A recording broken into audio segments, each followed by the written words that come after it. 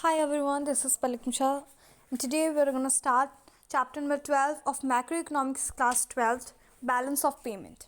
Okay, so चलिए शुरू करते हैं without wasting any time. And I'm so sorry students that I am very sorry to all because I am so busy at a 4 months that I have not posted any of the videos of your chapters. I'm so sorry. I'm sorry. So without wasting any time, let's get started with this chapter. Balance of payment. अच्छा बताइए, आप balance of payment word आपने बहुत जगह देखा होगा. जब आप पढ़ते पढ़ते रहते थे, फिर आप अपने टीचर से पूछते थे कि ma'am what is balance of payment, या फिर सर, तो वो बेसिकली आपको बताते थे ना एक्सपोर्ट इम्पोर्ट से रिलेटेड. ठीक है, तो आइए देखते हैं कि एक्चुअल में बैलेंस ऑफ पेमेंट होता क्या था. ठीक है, बैलेंस ऑफ पेमेंट का मतलब क्या होता है. बैलेंस ऑफ पेमेंट एक अकाउंटिंग स्टेटमेंट है, यानी कि it is a type of accounting statement जो कि एक सिस्टमैटिक रिकॉर्ड प्रोवाइड करता है जितनी भी इकोनॉमिक ट्रांजैक्शंस, इकोनॉमी यानी पैसे से रिलेटेड जितने भी ट्रांजैक्शंस हुई हैं between resident of a country. Resident क्या होता है, अगर कोई पर्सन किसी कंट्री का रेसिडेंट है तो वो क्यों है, क्योंकि वो 1 साल से ज़्यादा वहाँ रहा है, और दूसरा कि उसका सेंटर ऑफ इकोनॉमिक इंटरेस्ट उसी कंट्री में लाई करता है. ठीक है, आई होप आपको फर्स्ट चैप्टर और सेकंड चैप्टर डेफिनेशन अच्छे से लर्न होंगे, या फिर you have already studied it. तो बैलेंस ऑफ पेमेंट एक अकाउंटिंग स्टेटमेंट है, ठीक है, जो कि क्या प्रोवाइड करता है, एक systematic record of all economic transactions between resident of the country and the rest of the world. यानी जिस कंट्री में हम लोग रह रहे हैं, ठीक है, suppose that I am live in India, I am the citizen and resident both. तो मैं इस रेसिडेंट हूँ, अगर मैं कोई ट्रांजेक्शन्स कर रही हूँ out of the country, rest of the world चाहे कोई भी कंट्री हो, तो वो क्या होगा, in a certain period of time या फिर given period of time, that is called balance of payment. यानी बेसिकली एक ऐसा स्टेटमेंट, आप सोचो एक स्टेटमेंट है, सिस्टमैटिक है, जो क्या शो कर रहा है, economic transaction between resident and the rest of the world in a given period of time. कुछ कीवर्ड्स बना के लर्न करोगे ना, बहुत ईजी होगा आपको याद करना. और this chapter is so short and I hope कि आपको समझ में आ जाए. इतना भी शॉर्ट नहीं है पर ईजी है, as compare to other things easy है. ठीक है, फिर देखो यहाँ पे लिखा है ना कि BOP is a summary statement जो कि economic transactions between resident and the rest of the world recording a particular period of time. Usually क्या होता है, 1 साल. ठीक है, तो कौन रेसिडेंट में इंक्लूड होते हैं, आपको पता है, जो इंडिविजुअल हैं, फर्म हैं, गवर्नमेंट एजेंसीज हैं. ओके, रेसिडेंट कौन कौन नहीं है, डिप्लोमेटिक स्टाफ, ठीक है, कोई स्टाफ मेंबर है, फॉरेन मिलिट्री पर्सनल है, टूरिस्ट वगैरह है, माइग्रेशन वाले वर्कर्स हैं. ठीक है, ये सारे क्या होते हैं, रेसिडेंट में नहीं आते. आइए, इकोनॉमिक ट्रांजेक्शन्स क्या होते हैं गाइज, लेट्स सी. या इकोनॉमिक ट्रांजेक्शन्स, देखो इकोनॉमिक ट्रांजेक्शन्स 4 टाइप्स के हो सकते हैं. इकोनॉमिक ट्रांजेक्शन्स बेसिकली क्या होता है, transaction which involve transfer of title और ownership from goods services money and taxes. देखो, टाइटल ऑफ ओनरशिप यानी आज ये मेरा था, मैंने किसी को दे दिया, कल वो उसका हो गया, मैंने सेल किया, उसने परचेज़ किया मुझसे, ये क्या हो गया, गुड्स का परचेज़ हो सकता है. सर्विसेज हम दे सकते हैं, डॉक्टर सर्विसेज दे रहा है, टीचर सर्विसेज दे रहा है. ठीक है, मनी हम लोग दे देते हैं, आज वो मेरा पैसा था, मैंने उसको दे दिया, वो उसका पैसा हो गया. आज ये मेरी एसेट्स थी, कल उसकी हो गई एसेट्स, उसका हो गया. ये इकोनॉमिक ट्रांजेक्शन्स में आते हैं. ठीक है, इकोनॉमिक ट्रांजेक्शन्स ऐसे ट्रांजेक्शन जो कि क्या करते हैं, गुड्स सर्विसेज मनी एसेट्स, इन सब की ओनरशिप का जब चेंज होता है या फिर ट्रांसफ़र होता है, उसे हम इकोनॉमिक ट्रांजेक्शन्स बोलते हैं. ये 4 टाइप के आइटम्स को ब्रॉडली कैटेगराइज करता है. जो पहला है हमारा विजिबल आइटम्स. विजिबल यानी कि जिनको हम देख सकते हैं, टच कर सकते हैं.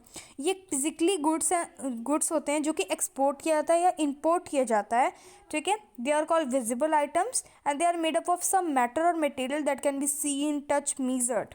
ठीक है, और ये क्या होती है, ओपन होता है और verified bye custom officials. Okay, दूसरा होता है इनविजिबल आइटम्स, यानी कि ऐसे आइटम जिनको हम देख नहीं सकते, वी कैन नॉट टच. ठीक है, but we can feel but can't be touch, felt, measured और सीन. देखो, इनविजिबल आइटम्स क्या क्या इंक्लूड करेंगे, हमने शिपिंग फैसिलिटी दी आपको, ठीक है, हमने बैंकिंग फैसिलिटी दी, हमने इंश्योरेंस फैसिलिटी दी, invisible items. Unilateral transfer, unilateral that means uni यानी कि सिंगल, वन.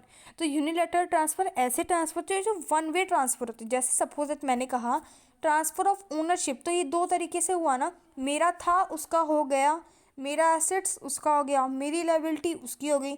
तो ये तो था बाईलैटरल, लेकिन ये क्या है, यूनिलैटरल ट्रांसफ़र भी करता है, ट्रांसफ़र आइटम्स भी करता है। जैसे कि आपने किसी को गिफ्ट दिया ना, किसी का बर्थडे आया और हमने कहा हैप्पी बर्थडे टू यू, फिर हमने गिफ्ट दे दिया उसे। अब ये क्या हो गया, यूनिलैटरल ट्रांसफ़र, क्योंकि मैंने तो उसके बदले कुछ नहीं लिया। आप यहाँ पे रिटर्न गिफ्ट का इंक्लूडिंग मत करना, ठीक है, गिफ्ट हो गया। Personal remittances, other one way transactions, ठीक है, इनका कोई रीपेमेंट नहीं होता। जैसे कुछ आप लेते हो तो आपको पेमेंट मिलता है ना, जैसे अगर आपने किसी को एसेट सेल की तो आपको उसके पैसे मिलेंगे ना, कोई पैसा देगा, आप पैसे लोगे। तो यहाँ क्या होता है, रीपेमेंट नहीं होता, कोई आपको क्लेम नहीं कर सकता कि मेरा वापस करो। तो जैसे किसी को आपने बर्थडे में कोई गिफ्ट दे दी, तो अब आपसे उसका झगड़ा हो गया, तो आप कहोगे क्या कि मेरा बर्थडे वाला गिफ्ट वापस करो, चलो तो जल्दी चलो निकालो। ऐसा नहीं करते ना, क्योंकि आप उस पर क्लेम नहीं कर सकते, क्योंकि एक बार वो दे दिया तो उसका हो गया। इनको यूनिलैटरल ट्रांसफर्स को अनरिक्यूटेड ट्रांसफर्स भी कहते हैं। और फोर्थ होता है कैपिटल ट्रांसफ़र। कैपिटल ट्रांसफ़र क्या होता है पता है, capital transfer related to capital receipt, ठीक है। कैपिटल रिसिप्ट यानी कि बोरोविंग और सेल। आप देखो कैसे लिखोगे, कैपिटल रिसीट में क्या क्या आता है, बोरोविंग्स या फिर सेल ऑफ एसेट्स, या तो आप बोरो कर रहे हो या फिर सेल कर रहे हो एसेट्स का। कैपिटल पेमेंट यानी कि रीपेमेंट ऑफ कैपिटल और परचेज ऑफ कैपिटल, ठीक है, कैपिटल ट्रांसफर्स में आते हैं। Okay, let's see the structures of balance of payment. Structure क्या होता है, दो टाइप, ये देखो स्ट्रक्चर जो बैलेंस ऑफ पेमेंट होता है वो डबल एंट्री सिस्टम पढ़ा है ना अपने अकाउंटेंसी में, नहीं याद है ना, हाँ पता है, क्यों पढ़ोगे आप। देखो डबल एंट्री सिस्टम वो एंट्री होती है जो, हाँ, हम ट्रांजेक्शन दोनों साइड रिकॉर्ड करते हैं। जैसे अकाउंटेंसी में एसेट्स और लाइबिलिटी होती हैं, डेबिट और क्रेडिट होता है। तो जब भी हम किसी को पैसे देते हैं, ठीक है, तो हमने पैसा दिया, उसके पास पैसा गया, एक के अकाउंट में क्रेडिट हुआ तो दूसरे अकाउंट में डेबिट हुआ, मतलब समझ रहे हो कि डेबिट और क्रेडिट दोनों में रिटर्न डाउन होता है वो। तो ये क्या होता है, बैलेंस ऑफ पेमेंट भी डबल एंट्री सिस्टम की तरह है, यानी कि ये जो है ये टिपिकल बिजनेस की तरह काम करता है। बीओपी के भी दो साइड्स होते हैं, credit side, debit side. Credit side में क्या होता है, इनफ्लो, जिसमें आप क्या करते हैं, आपको पैसे मिलते हैं, और डेबिट साइड में आपका जाता है पैसा, ठीक है, वो हो गया। In accounting sense BOP is always balance like trial balance. और बीओपी को कैसे करते हैं पता है, ट्रायल बैलेंस की तरह प्रिपेयर करते हैं, यानी टी शेप का, as per double entry system. However in economic self BOP needs not to be equal always. अब देखो यही चीज़ है, एक्सपोर्ट इम्पोर्ट की बात यहाँ पे आ गई। देखो बैलेंस ऑफ पेमेंट ज़रूरी है क्या कि हमेशा इक्वल हो, बैलेंस हो, नहीं ना, कभी सरप्लस हो सकता है, कभी डेफिसिट हो सकता है और कभी बैलेंस हो सकता है। तो आइए देखते हैं कि बीओपी तीन तरीके से हो सकते हैं। पहला होता है बैलेंस बीओपी, जब आपका foreign exchange is equal to foreign payment. जैसे सपोज दैट मेरा फॉरेन एक्सचेंज, जितना भी मैंने पैसे लिए, उन उन लोगों को जितनी सेल्स की फॉरेन में, उतनी ही मैंने पेमेंट कर दी उन लोगों को। सपोज दैट एक्सपोर्ट किया मैंने, भाई फॉरेन एक्सचेंज बहुत सारा आ गया एक्सपोर्ट से, और मैंने कुछ मंगवा भी लिया, तो इंपोर्ट किया, यानी कि उनके फॉरेन पेमेंट गया ना, यानी मैंने पैसे दिए तो वो फॉरेन पेमेंट हो गया। तो यानी export is equal to import हो जाएगा एक तरीके से, समझ रहे हो, वो होता है बैलेंस बीओपी। सरप्लस बीओपी क्या होता है पता है, जब रिसिप्ट ऑफ फॉरेन एक्सचेंज, यानी कि export is greater than import. जैसे कि अगर आप एक्सपोर्ट करोगे तो आपको पैसे ज़्यादा मिलेंगे, इंपोर्ट करोगे तो कम हो जाएगा ना। लेकिन जहाँ आपका एक्सपोर्ट ज़्यादा इंपोर्ट कम है, इसे बेस्ट कहते हैं, सरप्लस है, ठीक है, सरप्लस बीओपी। और डेफिसिट क्या होता है, जब भाई भाई भाई भाई भाई एज अ मीम कि भाई बस करो अब बस। बीओपी डेफिसिट तब होगा जब हम लोग क्या करेंगे, ज़्यादा पेमेंट करेंगे और कम रिसीव करेंगे, यानी कि import is greater than export. ये क्विक मेथड है, इजीली आप समझ सकते हो। ओके, आइए आप देखते हैं meaning of balance of trade. Okay, balance of trade का बेसिकली मतलब होता है difference between export and import, ठीक है, विजिबल आइटम्स। और एक्सपोर्ट और इम्पोर्ट किस चीज़ का, विजिबल आइटम्स, ताकि हमें देख सके। ओके ओके, तो बेसिकली एक्सपोर्ट इम्पोर्ट को एक्सप्लेन करने की ज़रूरत नहीं है ना। अब भाई आप लोग इंटेलिजेंट बच्चे हो ना, ठीक है, फाइन। बैलेंस ऑफ ट्रेड जो होता है वो एक नैरो कॉन्सेप्ट है। आइए डिफरेंस के थ्रू समझेंगे ना, बहुत अच्छे से समझ में आएगा, ठीक है। बैलेंस ऑफ ट्रेड क्या होता है, एक्सपोर्ट एंड इंपोर्ट का difference of visible items. But balance of payment क्या होता है, जिसमें ऑल इकोनॉमिक ट्रांजेक्शन्स रिकॉर्ड होती है, चाहे वो विजिबल आइटम हो, इनविजिबल हो, यूनिलैटरल हो या फिर कैपिटल ट्रांसफ़र हो, ठीक है। ओके, अब इसमें कंपोनेंट्स क्या होते हैं, बीओटी इंक्लूड्स ओनली विजिबल और BOP visible items, invisible, unilateral, capital, जो मैंने अभी बताया।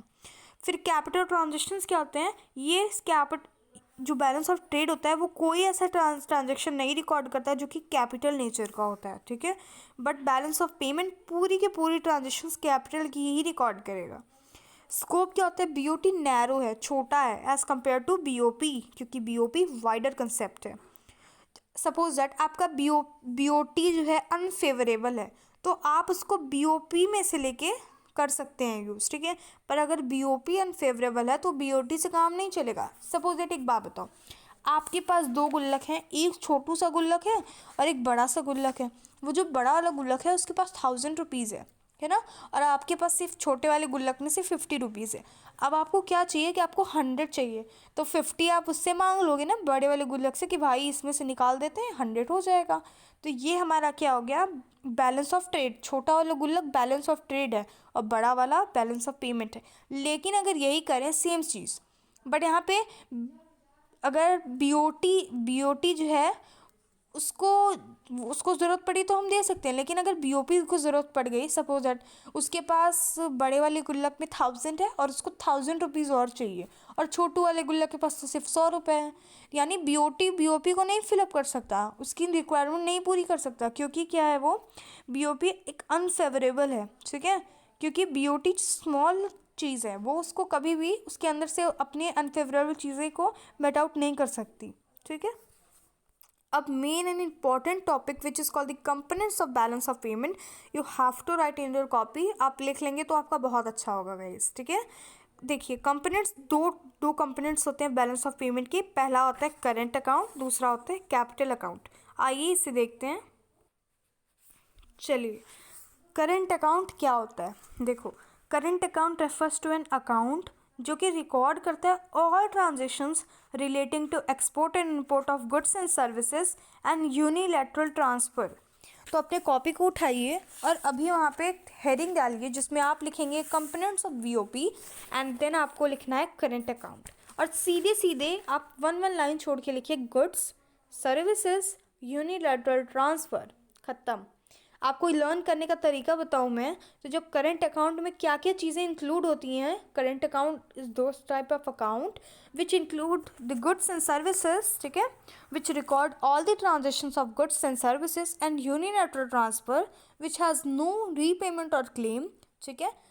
अब क्या हो गया, ये हो गया करंट अकाउंट, ओके, ठीक है गाइस। यानी कि current account those who have not any impact on assets and liabilities of a country, ठीक है। करंट अकाउंट क्या होता है, ना फ्यूचर क्लेम होगा करंट अकाउंट से, और ना ही एसेट्स बढ़ेगा ना लाइबिलिटी घटेगी, समझ रहे हो। यानी ऐसे ट्रांजेक्शन्स हो रहे हैं जिसमें ना आपकी लाइबिलिटी पे कोई इफेक्ट पड़ेगा और ना आपके एसेट्स पे कोई इफेक्ट पड़ेगा, ठीक है। ये होते हैं components of current account. I mean components नहीं, you can say what are the transactions, ठीक है, what are the account which is recorded in it. Current account में क्या क्या रिकॉर्ड होता है, goods services and unilateral transfer, और ये कोई एसेट्स को नहीं बढ़ाता ना कोई लाइबिलिटी से डिक्रीज होती है, यानी कि कोई अफेक्ट ही नहीं पड़ता। अब देखो आप यूनिलैटरल ट्रांसफ़र में थोड़ा सा आपको देखने की ज़रूरत है। कंपोनेंट्स बेसिकली क्या होता है, export and import of merchandise transfer और विजिबल ट्रेड, ठीक है। विजिबल ट्रेड आपको पता ही, जिसको आप टच कर सकते हो, जिसको आप फील कर सकते हो, जिसको आप देख सकते हो, ऐसे आइटम्स। दूसरे export and import of invisible trade, यानी कि जिसको आप नहीं देख सकते हो। यूनिलैटरल ट्रेड, जिसको आप क्या कर सकते हो, अनरिक्वायर्ड ट्रांसफ़र है जो कि टू एंड फ्रॉम अब्रॉड हो सकता है, और income receipt and payment to and from abroad. अच्छा देखो, ये थोड़ा टफ पड़ेगा पर let me explain this. Basically current account के कंपोनेंट्स क्या क्या हो सकते हैं, गुड्स और सर्विसेज मैंने बोला था।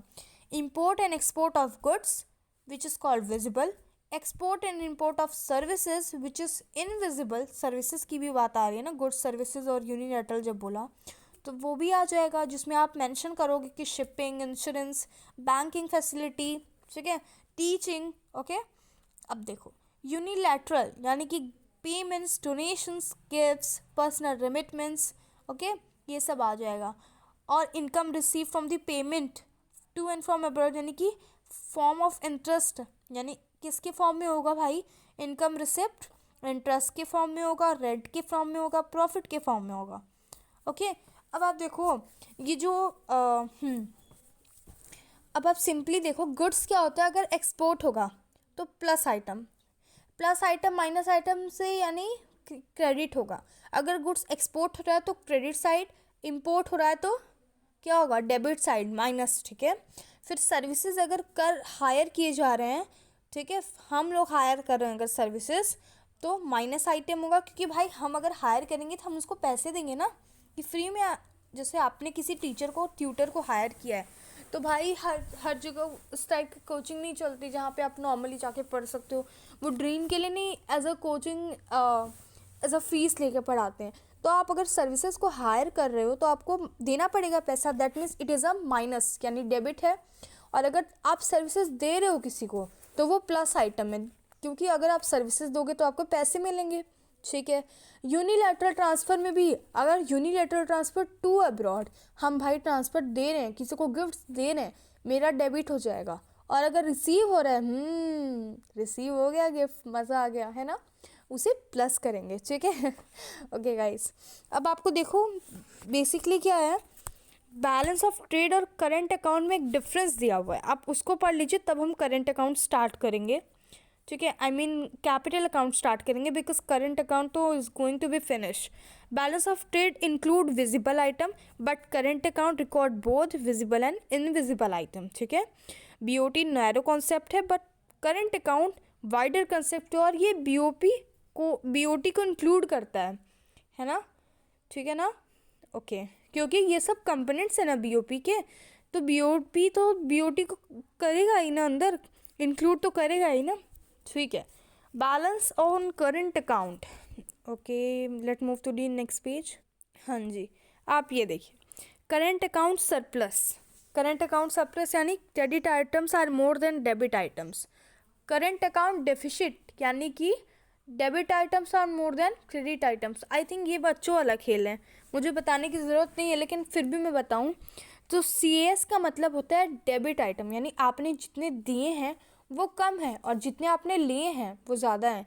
दिए इन सेंस कि अगर आपने किसी को सपोज दैट, अब गिफ्ट की नज़र में देखो, ये बच्चों को ना बहुत अच्छे समझ में आएगा। गिफ्ट का नाम लिया नहीं कि oh my God excitement gift के अंदर होगा क्या ना, तो अगर हम किसी को गिफ्ट दे रहे हैं तो हमें क्या है यार, बे मेरा पैसा चला गया इसमें, लेकिन अगर गिफ्ट मिल रहा है, ओ माय गॉड वाओ, है ना, तो वही बात हो जाती है कि आपका अगर गिफ्ट, आपको बहुत सारी आइटम्स रिसीव हो रही हैं तो क्रेडिट ज़्यादा है डेबिट से, ये सरप्लस है, और अगर डेबिट ज़्यादा है क्रेडिट से तो ये डेफिसिट है, यानी CAS और CAD है। ओके, अब आप देखेंगे सिंपली, देखो क्रेडिट आइटम्स देखो, जैसे visible items, invisible, unilateral, income receipt and payment में डेबिट जाएगा फिर क्रेडिट जाएगा। नेट क्रेडिट कैसे निकलेगा, क्रेडिट माइनस डेबिट। आप इंपोर्ट कर रहे हो, आप खुद बताओ, net export of goods, balance of trade. Import of services, देखो डेबिट में क्या आएगा, इंपोर्ट कर रहे हो आप किस चीज़ को, import of goods, import of services. Transfer, payment किसी को पे कर रहे हैं, इनकम की पेमेंट किसी को पे कर रहे हैं।